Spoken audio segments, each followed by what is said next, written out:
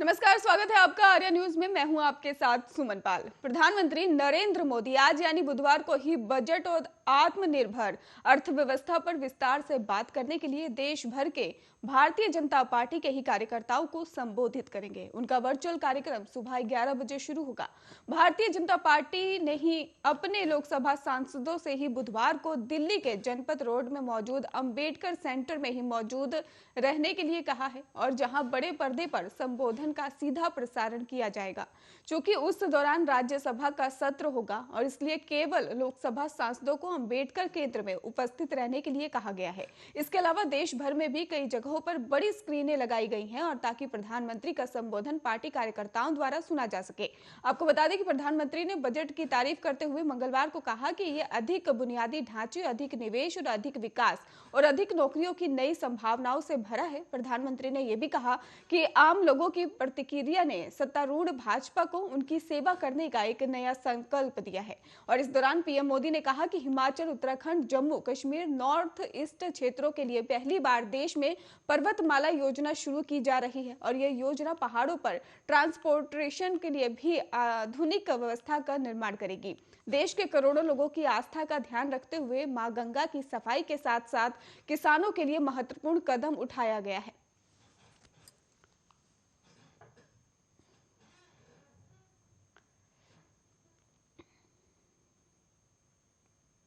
रुक करते हैं अगली खबर की ओर, जहां पर राष्ट्रपति के अभिभाषण के बाद से ही कल देश का बजट पेश किया गया और वित्त मंत्री निर्मला सीतारमण ने देश का बजट सदन के ही पलट ही रख दिया। और सूत्रों ने कहा है कि कांग्रेस नेता राहुल गांधी बुधवार को ही लोकसभा में राष्ट्रपति के अभिभाषण पर धन्यवाद प्रस्ताव पर बहस में अपना और अपनी पार्टी का पक्ष रखने वाले पहले स्पीकर होंगे। सूत्रों के अनुसार लोकसभा में धन्यवाद प्रस्ताव के दौरान ही विपक्षी दलों को राष्ट्रपति के अभिभाषण पर अपना जवाब देने के लिए ही 12 घंटे का समय दिया गया है। कांग्रेस को विपक्षी दलों के कुल 12 घंटों में से 1 घंटा आवंटित किया गया है और सूत्रों के हवाले से खबर है कि राहुल गांधी विपक्षी दलों की ओर से बहस की शुरुआत करेंगे, क्योंकि कांग्रेस सबसे बड़ी विपक्षी पार्टी होने के नाते बोलने का पहला मौका देगी। सूत्र ने कहा है कि वो राष्ट्रपति के अभिभाषण बजट पर बोलेंगे और अपने संबोधन में ही स्पाईवेयर सॉफ्टवेयर पेगासस का ही मुद्दा उठाएंगे। और इस बीच ही कांग्रेस पार्टी ने भी युवा कांग्रेस कार्यकर्ताओं से संसद के बाहर विरोध प्रदर्शन करने और पेगासस का मुद्दा उठाने को कहा है। और इससे पहले जब पत्रकारों ने राहुल गांधी से बजट और राष्ट्रपति के अभिभाषण पर टिप्पणी मांगी तो उन्होंने कहा कि वो पहले सदन में ही बोलेंगे।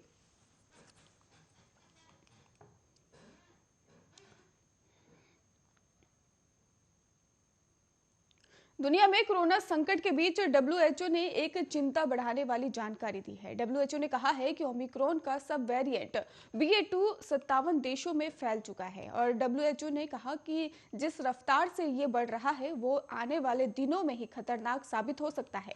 वहीं इन सब के बीच ही वैक्सीन को लेकर भी कहा जा रहा है कि बुधवार को अमेरिकी स्वास्थ्य एजेंसी FDA से 5 साल से कम उम्र के बच्चों को वैक्सीन लगाने की आपात मंजूरी मांगी है।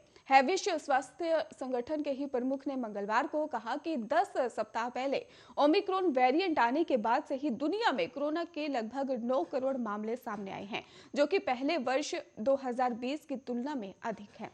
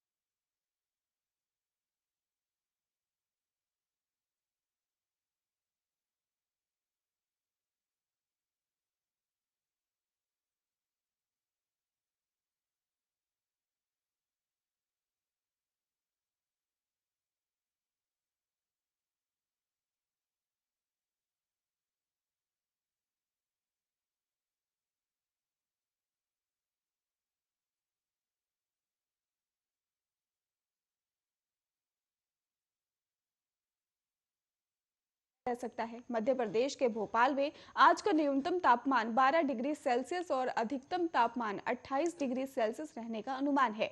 वहीं चंडीगढ़ में आज का मिनिमम टेम्परेचर 8 डिग्री सेल्सियस और मैक्सिमम टेम्परेचर 18 डिग्री सेल्सियस तक जा सकता है। कल और परसों चंडीगढ़ में भी बारिश हो सकती है, जबकि आज बादल छाए रहेंगे। वहीं उत्तराखंड की राजधानी देहरादून की बात की जाए तो यहाँ आज न्यूनतम तापमान 5 डिग्री सेल्सियस रहेगा और अधिकतम तापमान 22 डिग्री तक रहेगा। और इसके साथ ही आसमान में बादल छाए रहेंगे और राजस्थान के जयपुर शहर का न्यूनतम तापमान 10 डिग्री सेल्सियस और अधिकतम तापमान 25 डिग्री तक जाने की उम्मीद जताई जा रही है।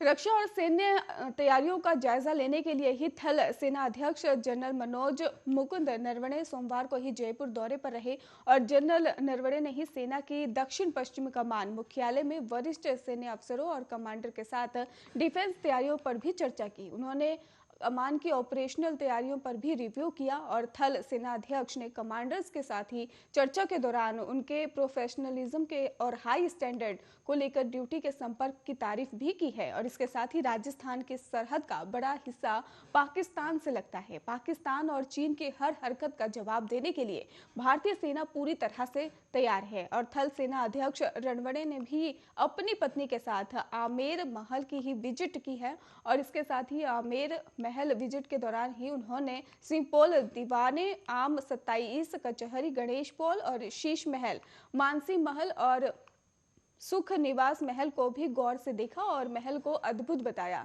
जनरल नरवणे ने करीब 1 घंटे तक ही आमेर महल परिसर से रुके और उनके साथ ही सेना के सीनियर अफसर भी वहां पर मौजूद रहे और इस दौरान ही आमेर महल के चारों तरफ विशेष सुरक्षा सुविधाएं भी थी। इसके साथ ही महल परिसर में ही सेना के जवान तैनात रहे और जबकि महल के आसपास ही काफी संख्या में पुलिस बल की तैनाती भी की गई थी।